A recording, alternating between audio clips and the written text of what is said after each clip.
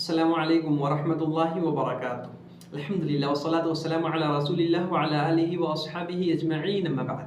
मेरे प्रिय साथियों और तमाम दीनी और इस्लामी भाइयों, आज हमारा ये छठा पाठ है और आज हम पहले ये जानेंगे कि फलों के बेचने के बारे में एक क्या नियम है और दूसरे नंबर पे सूद ब्याज जो हमारे यहाँ एकदम ही प्रचलित है, मशहूर है, लोग इसमें मुलविस हैं, पड़े हुए हैं। इंशाल्लाह ये दो चीज़ें हम खुसूसी तौर पे आज सीखने का प्रयास करेंगे। पहले नंबर पे ये है मेरे भाइयों कि जैसे कोई बागीचा है या कोई पेड़ है जिस पर फल आ गया है, तो अब अगर कोई आदमी उसको बेचना चाहता है उसका क्या हुक्म है? तो उसका हुक्म ये है कि किसी ने कोई दरख्त बेचा, कोई पेड़ बेचा या कोई बगीचा बेचा, तो अगर उसमें फल है तो फल बेचने वाले का होगा। लेकिन यह है कि अगर क्या कहते हैं शर्त लगा लिया दोनों ने, तो जैसा शर्त लगाए हैं वैसा ही होगा। लेकिन कोई भी शर्त नहीं लगाया, कुछ वैसे बेच दिया, तो उसका फल जो है जो बेच रहा है उसका होगा। रसूल अकरम सल्लल्लाहु अलैहि वसल्लम ने इरशाद फरमाया, मन बाअ नखलन क़द उब्बिरत फथमरुहा लिलबाइअ इल्ला अन यश्तरित अलमुब्ता।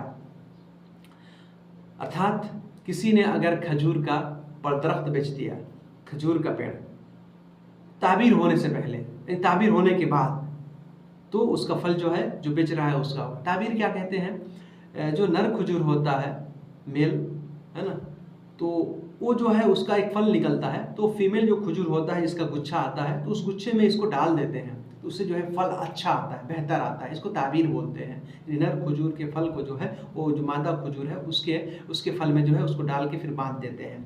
ठीक है, तो इससे खजूर अच्छा। तो अगर उसके बाद जो है कोई आदमी खरीद बिक्री, चूँकि उस फल थोड़ा बड़ा हो जाता है, तो उस वक्त अगर कोई खरीद बिक्री हो रही है तो जो बेचने वाला है वो फल उसका होगा। लेकिन इल्ला अन यश्तरित अलमुब्ता, अगर दोनों ने मतलब शर्त लगा लिया है या खरीदने वाले ने उसका भी जो है उसकी कीमत जो है इसने अदा कर दिया है, तो फिर जैसा उन्होंने शर्त लगाया है जिस पर दोनों की सहमति और स्वीकृति हुई है, उसी अनुसार जो है कानून जो है नियम लागू होगा। ये एक मुख्तसर है। दूसरा जो हमारा आज खास पाठ जो है वो है सूद ब्याज के बारे में। जी मेरे भाइयों, सूद ब्याज ये बहुत ही जघन्य, बहुत बड़ा भयंकर पाप है, जघन्य अपराध है, बहुत ही बड़ा गुनाह है। इससे हमें अपने आप को बचाना चाहिए। सूद ब्याज कहते किसको है? बस इस संक्षिप्त में इसकी व्याख्या ये है कि आदमी बगैर परिश्रम के, बगैर किसी मेहनत और मशक्क़त के फ़ायदा प्राप्त करे। किसी के पास 1 लाख रुपया है, किसी दूसरे को दे दिया और कहा कि महीने के हिसाब से आपको 5%, 10% के हिसाब से आपको जो है इसमें ब्याज देना पड़ेगा, या ये कह दे नहीं, जब आप ये पैसा वापस करेंगे पूरा तो आपको जो है 1,10,000 वापस करना पड़ेगा। भाई वो 10,000 आप क्यों ले रहे हैं? आपने कोई परिश्रम किया, फिर क्यों ले रहे हैं? ये जायज़ नहीं है। कुछ लोग ये बहाना करते हैं कि असल में मैं उसको पैसा दिया तो वो भी मेरे पैसे से तो व्यापार किया ना, वो भी मेरे पैसे से फ़ायदा उठाया ना, तो इस वजह से मैं उससे ले रहा हूँ। लोग बैंक में पैसा जमा करते हैं, कुछ लोग कहते हैं बैंक वाला मेरे पैसे से फ़ायदा उठा रहा है तो मैं बैंक से ब्याज क्यों ना लूँ। मेरे भाई बहन, ये जायज़ नहीं है ये तरीका। वो परिश्रम कर रहा है, मेहनत कर रहा है, तो वो जो है तिजारत कर रहा है, व्यापार कर रहा है, व्यवसाय कर रहा है, और आप घर बैठे बैठे फ़ायदा उठाना चाहते हैं, तो ये जायज़ नहीं है। इसीलिए बैंक में पैसा जमा करना, उससे जो सूद ब्याज मिलता है उसका क्या हुक्म है, और इस तरह से सूद ब्याज के क्या क्या मतलब नियम है, इंशाल्लाह ये सारी बातें जो है मैं इंशाल्लाह अपने पाठों में बताने का प्रयास करूँगा। मेरे भाइयों, मैंने बता दिया सूद किसको कहते हैं कि बगैर मेहनत और मशक्क़त के, बगैर परिश्रम के चाहिए फ़ायदा उठाना, माल जो असल माल है उसमें वृद्धि करके, ज़्यादा करके जो है लेना। इसकी 2 किस्में उन्होंने बताई जाती है। एक रिबा फज़ल यानी ज़्यादा करके लेना, और दूसरा रिबा नसीया यानी उधार सूद, सापटी उधार सूद। बस इसमें थोड़ा सा फ़र्क है और ये सब के सब जो है हराम है मेरे भाइयों। रिबा फज़ल मतलब ये है जैसे कोई आदमी जो है जैसे क्या कहते हैं, चाहे पैसा हो गया, चाहे खाद्य वस्तु, खाने पीने की चीज़ें, जैसे किसी ने किसी को 1 क्विंटल गेहूं दे दिया और कहा कि जब ये गेहूं वापस करेंगे तो आपको 1 क्विंटल 10 किलो या 1 क्विंटल 20 किलो आपको देना पड़ेगा। किसी ने खजूर किसी को दिया 10 किलो और कहा जब वापस करेंगे तो आपको 12 किलो देना पड़ेगा, तो भाई ये जायज़ नहीं है।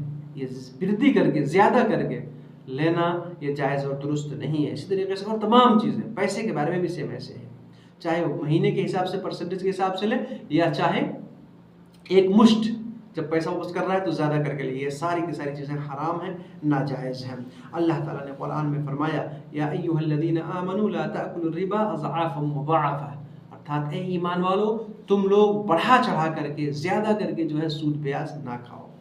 तो मेरे भाइयों, इस तरीके से रिबा नसीह जो है ये भी उसी तरह से है, बस ये है कि ज़माने जाहिलियत में भी लोग ऐसा क्या करते थे कि किसी को क्या कहते हैं, दे देते थे कुछ माल दौलत, पैसा या खाने पीने की चीज़ें, और कहते थे उससे कि आप जब वापस करेंगे तो आपको इतना ज़्यादा करके देना पड़ेगा। फिर उस टाइम में अगर आदमी वापस नहीं कर सकता था तो उसमें और वृद्धि कर देते थे, या उसका जो ज़्यादा होता था उसको ले लेते थे, और असल माल जो है उनके पास रहता था।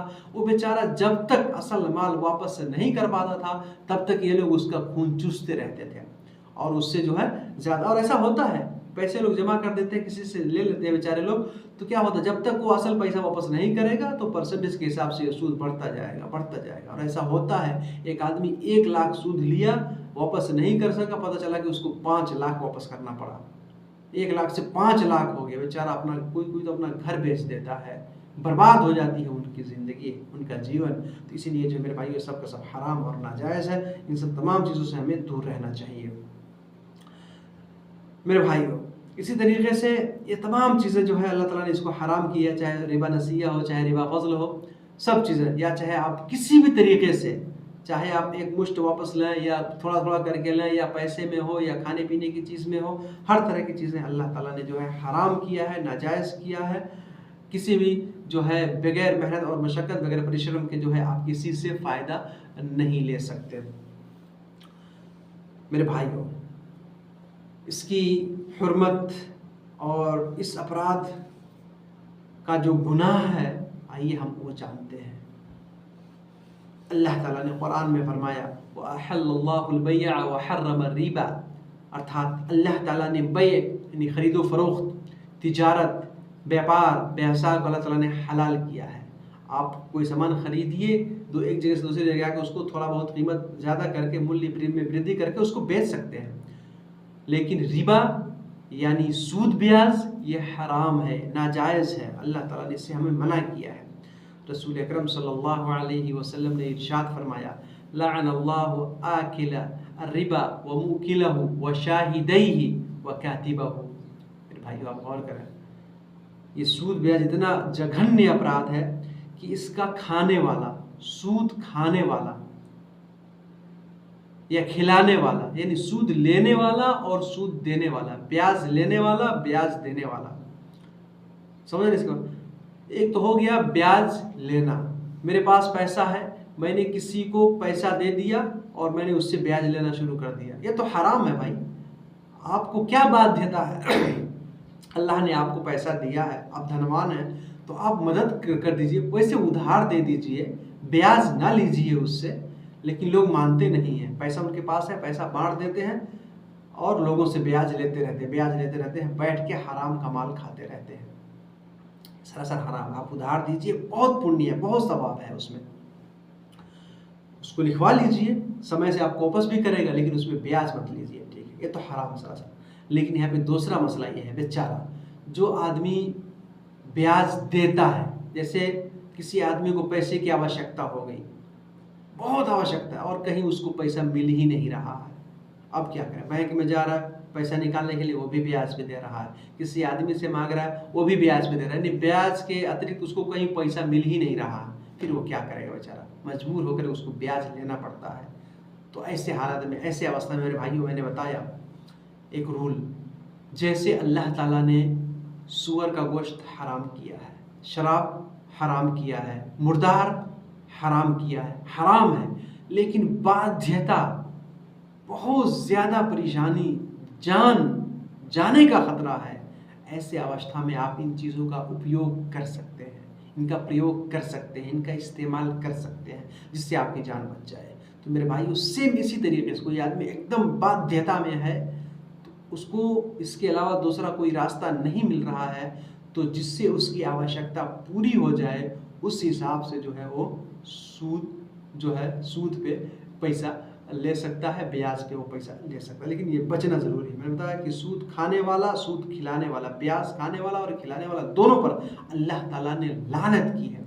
सिर्फ यही दो नहीं, बल्कि जो इसके गवाह हैं, अगर कोई आदमी इस पर गवाह बनता है या कोई इसको लिखता है, उस पर भी अल्लाह की लानत होती है। अल्लाह ताला उसको भी तिरस्कृत और अपमानित करता है, उस पर भी अल्लाह का श्राप होता है। तो मेरे भाई, हमको इससे बचने का प्रयास करना चाहिए। हदीस के अंदर है, रसूल अकरम सल्लल्लाहु अलैहि वसल्लम ने इरशाद फरमाया कि इंसान एक दिरहम, एक दीनार, एक रियाल, एक रुपया अगर सूद ब्याज का खाता है तो वो 36 बार जिना करने से जघन्य अपराध है, 36 बार व्यभिचार करने से बड़ा गुनाह है, बड़ा पाप है जी। और दूसरी हदीस के अंदर है, रसूल सल्लल्लाहु अलैहि वसल्लम ने फरमाया, अर्रिबा सलासतुम व सबऊन बाबन, यानी रिबा के 73 दरवाजे हैं, और उसका सबसे छोटा दरवाज़ा, सबसे हल्का दरवाज़ा जो है ये है कि आदमी अपनी माँ से व्यभिचार करे, अपनी माँ से निकाह करे, अपने माँ से ज़िना करे। मेरे भाई, आप सूद खाते हैं, ये इतना आसान नहीं है, आप लोगों का खून चूसते हैं। इसीलिए जो है हमको इन तमाम चीज़ों से बचने का मेरे भाइयों प्रयास करना चाहिए।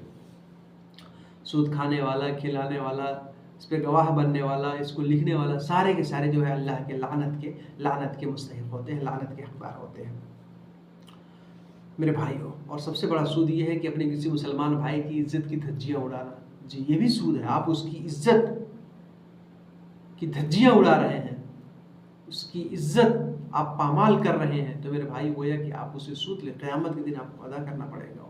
ये भी बहुत बड़ा गुनाह है मेरे भाई। यहाँ पे मसला एक ये है कि अब कुछ लोग जो है बैंक में पैसा जमा करते हैं, तो कोशिश ये करें कि आप बैंक में जो पैसा जमा कर रहे हैं, आपको वो बैंक वाला तो मेरे पैसे से फ़ायदा उठाता है, मैं ब्याज क्यों नहीं।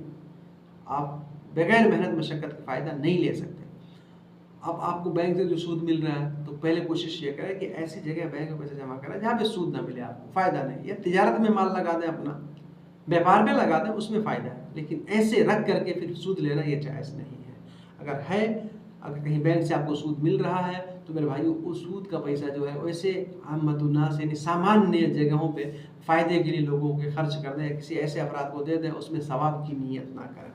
बगैर सवाब की नीयत से जो है ऐसा जो है माल जो है मतलब लोगों में खर्च कर दिया जाए तो बेहतर है। इंशाल्लाह ये सारी बातें बताऊंगा मैं बस एक हदीस में सुना के अपनी बात जो है ख़त्म करता हूँ।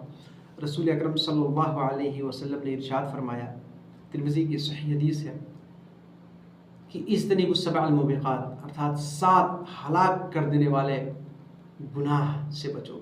7 ऐसे गुनाह हैं जो बर्बाद कर देंगे, जो है आपको क्षतिग्रस्त कर देंगे, हलाक को बर्बाद कर देंगे। ऐसे गुनाहों से अपने आप को बचाने का जो है प्रयास करो।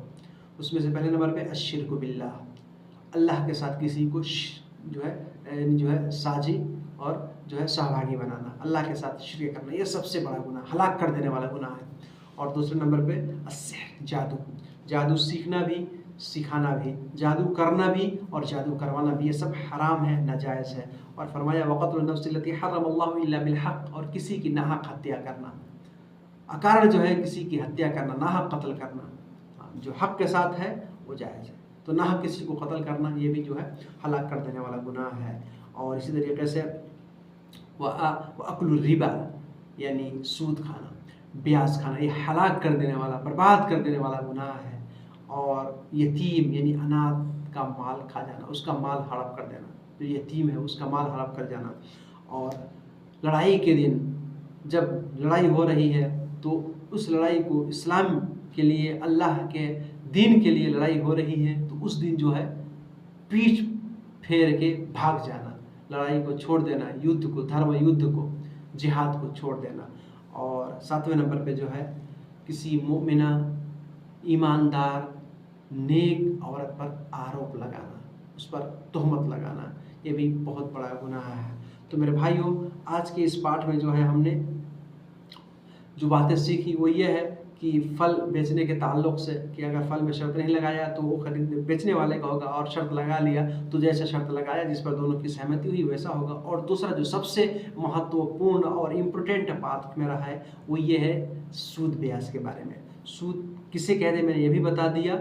और सूद खाने, ब्याज खाने, खिलाने या इस पर गवाह बनने, इसको लिखने का जो पाप है, कुरान की रोशनी में, हदीस की रोशनी में मैंने ये बताया मेरे भाइयों। इस मेरे पाठ का खुलासा यही है कि आप हर प्रकार के सूद ब्याज से अपने आप को बचाइए, हलाल का माल खाइए, हलाल रोज़ी खाइए, आपकी ज़िंदगी संवर जाएगी, दुनिया में भी और आखिरत में भी, हर जगह जो है आप कामयाब हो जाएंगे। हराम का माल खाएंगे, हराम का खून बनेगा, हराम का गोश्त बनेगा, हराम का शरीर बनेगा, तो मेरे भाइयों ये दुनिया में भी इसकी कोई वैल्यू नहीं रहेगी, और क़यामत के दिन जो है, क़यामत के दिन इस शरीर पर जहन्नम की आग का सबसे ज़्यादा हक होगा। इसीलिए जो है हम अपने आप को इन सब तमाम चीज़ों से, हराम चीज़ खाने से बचाएं, हलाल और पवित्र वस्तु खाएं। अल्लाह ताला हम सबको जो है हर अच्छा काम करने की तौफीक दे, हर बुरे काम से बचाए। आमीन। वस्सलामु अलैकुम व रहमतुल्लाहि व बरकातुहू।